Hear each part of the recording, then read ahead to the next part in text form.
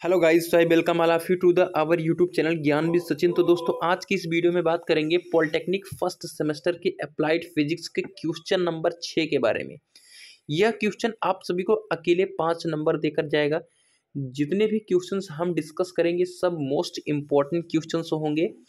हमने most important questions की series को लॉन्च करा है, जिसका यह क्वेश्चन नंबर 6वां है। अगर आपको इस सीरीज के बारे में नहीं पता है तो बिल्कुल आप समझ लीजिए। हमने पॉलिटेक्निक फर्स्ट सेमेस्टर के सभी सब्जेक्ट के 50 इंपॉर्टेंट क्वेश्चंस की सीरीज को लॉन्च करा है, जिसका ये क्वेश्चन नंबर 6वां है। आप सभी एक एक क्वेश्चंस की प्रिपरेशन करते चलेंगे तो आपके ऊपर बोझ भी नहीं पड़ेगा और आप सबकी तैयारी बहुत ही धाकड़ तरीके से हो जाएगी आपके सेमेस्टर एग्जाम तक। और आप सभी को एक एडिशनल चीज़ बता दूं कि आपका सेमेस्टर जो एग्ज़ाम होगा वो लगभग 15 जनवरी के करीबन होगा। तो आप सभी के पास ओनली 1 मंथ बचे हैं और अपनी प्रिपरेशन को अच्छे से कर लीजिए, वरना बैक के भी चांसेस बहुत ज़्यादा होते हैं फर्स्ट सेमेस्टर में। इसी बैक से बचने के लिए हमने एक चीज़ को और लॉन्च करा है, वो है आप सभी का पॉलिटेक्निक फर्स्ट सेमेस्टर का क्रैश नोट्स, जिसमें आप सभी को हिंदी में सारी चीज़ें समझने को मिलेंगे। ठीक है, आप सभी को सिर्फ यह 19 रुपये में फिजिक्स, केमिस्ट्री और कम्युनिकेशन स्किल की सारी चीज़ें आप सभी को प्रॉपर तरीके से दी गई है। इसमें आपके बोर्ड के पेपर और सभी सब्जेक्ट के मोस्ट इम्पॉर्टेंट क्वेश्चंस दिए गए हैं। ठीक है, ये आप सभी के लिए सौभाग्य की बात रहेगी कि आप सभी इस कोर्स को परचेज कर अपने इस फर्स्ट सेमेस्टर को शानदार तरीके से अंजाम दे। तो चलिए अपने क्वेश्चन की तरफ चलते हैं और हमारा आज का क्वेश्चन है कि कोणीय संवेग एल तथा बल आघूर्ण टाउ की परिभाषा दीजिए, इनके मात्रक तथा बीमा बताइए, संबंध टाउ बराबर D L upon D T को सिद्ध कीजिए। यहाँ पर आप एक चीज देख सकते हैं कि यह कितनी बार पूछा गया है। ठीक है, तो इस चीज से आप सभी को अंदाजा हो गया होगा कि यह बहुत ही ज्यादा पूछा जाने वाला क्वेश्चन है। अब समझते हैं इसको, ठीक है, कि हमारा क्वेश्चन क्या कह रहा है। पहले यहाँ पर नॉर्मल सी कोणीय संवेग की डिफिनीशन को हम पढ़ लेते हैं। ठीक है, कोणीय संवेग का डिफिनीशन क्या कहता है। देखिए, इसके पहले कोणीय संवेग के डिफिनीशन के पहले आप सभी को ये चीज़ जरूर पता होनी चाहिए, क्या P बराबर m इंटू वी। ठीक है, P बराबर m इंटू वी पता है आप सभी को। अब ये P बराबर m इंटू वी क्या है, ये है संवेग। ठीक है, इसे हम रेखीय संवेग भी कहते हैं। ठीक है, आप सभी बारीकी से कोई चीज़ समझेंगे तो बहुत अच्छे से समझ में आएगा। रेखीय संवेग बराबर द्रव्यमान गुणे वेलोसिटी। ठीक है, मॉस इंटू वेलोसिटी, द्रव्यमान गुणे वेग। ठीक है, ये आप सभी का रेखीय संवेग हो गया, P बराबर m इंटू वी। अब समझिए, P बराबर m इंटू वी है। अब हम यहाँ पर क्या पूछा जा रहा है, यहाँ पर आप सभी से पूछा जा रहा है कोणीय संवेग, मतलब क्या इससे ही मिलता जुलता हुआ है। अब कोणीय संवेग क्या कहता है कि घूर्णन गति।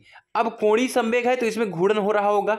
ठीक है, यहाँ पर कोई घूर्णन हो रहा होगा, यहाँ पर कोई भी वृत्त बना है सपोज करो, तो इसके इर्द गिर्द ही कुछ यहाँ पर हो रहा होगा, कोई भी जो भी फिनोमेना हो रहा होगा यहाँ पर एक सर्कुलर में हो रहा है। कोणीय संवेग का यही मतलब है कि घूर्णन गति में पिंड के विभिन्न अवयवी कण जो हैं, वो कणों की जो रेखीय संवेग हैं वो उस घूर्णन अक्ष के परितः जो जड़त्व आघूर्ण है उसके योग के बराबर होते हैं, और वह जड़त्व आघूर्ण उस अक्ष के परितः होता है। ठीक है, उस अक्ष के परितः जो जड़त्व आघूर्ण होता है, वह जड़त्व आघूर्ण कौन सा जड़त्व आघूर्ण, जो रेखीय संवेग के घूर्णन अक्ष के परितः है और वह घूर्णन गति में विभिन्न अवयवी कणों का है। ठीक है, किसी भी घूर्णन गति जब जहाँ हो रही है उसके जो विभिन्न अवयवी कण हैं उसके रेखीय संवेग, जो उसकी रेखीय संवेग के घूर्णन अक्ष के परितः जो जड़त्व आघूर्ण है उसके योग के परितः जो होगा वो पिंड का कोणीय संवेग होगा। अगर ये चीज़ें आप सभी को टफ लग रही हों तो ये चीज़ आप सभी को याद कर लेना है। आप सभी कोणीय संवेग को लिख सकते हैं जड़त्व आघूर्ण गुणे कोणीय वेग, L बराबर आई ओमेगा। इसे आप कंठस्थ कर लो, रट लो। अगर ये नहीं रटोगे तो समझ लो कि दिक्कत ही दिक्कत है। मतलब L बराबर आई ओमेगा आप एकदम दिमाग में बैठा लो, इस चीज़ को एकदम कंसेप्ट बना लो कि ये चीज़ें भूलने ना पाए। ठीक है, मैं आगे बढ़ता हूँ, अब आगे डिस्कस करता हूँ क्या है। कोणीय संवेग का जो मात्रक है वो है किलोग्राम मीटर पर सेकेंड। ठीक है, बीमी सूत्र यहाँ पर आप सभी को देखने को मिल जाएगा। बीमी सूत्र भी याद कर लो, यही एग्जामिनर को इम्प्रेस करने का शानदार तरीका होता है। और यहाँ पर बल आघूर्ण का भी डिफिनीशन दिया है। तो बल आघूर्ण पता ही है कि जो भी बल के घूर्णन अक्ष के परितः जो बल होता है, ठीक है, और उससे लंबवत जो दूरी होती है उसके गुणनफल को हम बल आघूर्ण कहते हैं। और इसे टाउ बराबर F/R से डिनोट करते हैं। ये आपका बल आघूर्ण हो गया। और इसका जो मात्रक होता है वो होता है न्यूटन मीटर। और जो इसका बीमी सूत्र है यहाँ पर आप सभी को देखने को मिल जाएगा। अब मेन बात आते हैं जहाँ से हमें 3 नंबर मिलना है, वो है बल आघूर्ण तथा कोणीय संवेग में संबंध। एक चीज यहाँ पर आप सभी को याद कर लेना है, बल आघूर्ण बराबर जो होता है वो कोणीय संवेग परिवर्तन की दर होता है। ठीक है, जो बल आघूर्ण होगा वो कोणीय संवेग परिवर्तन की दर होता है। ठीक है, तो यहाँ पर इतनी बात क्लियर हो गई कि कोणीय संवेग परिवर्तन की दर है, क्लियर हो गई। अब बात करते हैं आगे कि माना दी हुई अक्ष के परितः घूर्णन गति कर रहे पिंड का कोणीय वेग ओमेगा है। जो ओमेगा है इसे हम कोणीय वेग से डिनोट करेंगे। ठीक है, इतनी चीज हमेशा याद रखना कि ओमेगा को कोणीय वेग से डिनोट किया जाता है। आगे बढ़ते हैं, आगे हमारा कोणीय संवेग, यल को हम कोणीय संवेग से डिनोट करते हैं। इतनी चीज अगर आप सभी रट लिए हो तो आप सभी के लिए बहुत ही बेहतर होने वाला है कि कोणीय संवेग को हम एल से डिनोट करते हैं और कोणीय वेग को ओमेगा से डिनोट करते हैं। और टाउ जो है हमारा टॉर्क है वो बल आघूर्ण है। ठीक है, टाउ जो है हमारा वो बल आघूर्ण है। ये चीजें आप सभी को क्लियर हो गई या नहीं, कमेंट बॉक्स में जरूर बताइएगा। अब यहाँ पर एक नया वर्ड आता है अल्फा, इसे हम कोणीय त्वरण कहते हैं। कोणीय त्वरण, जैसे आपका नॉर्मल त्वरण होता है जैसे ही आपका कोणीय त्वरण भी होता है। ठीक है, अब आप समझिए जो बल आघूर्ण होता है टाउ बराबर आई अल्फा, इसका पहले हमने डेरिवेशन करा दिया है। अगर नहीं कराए होंगे तो आप सभी को करा दूंगा, इस चीज को भी आप रट लो। टाउ बराबर आई अल्फा को रट लो, यहाँ पर बल आघूर्ण बराबर कोणीय संवेग परिवर्तन की दर को रट लो। यहाँ पर किस चीज को रट लो, यहाँ पर एल बराबर आई ओमेगा को रट लो।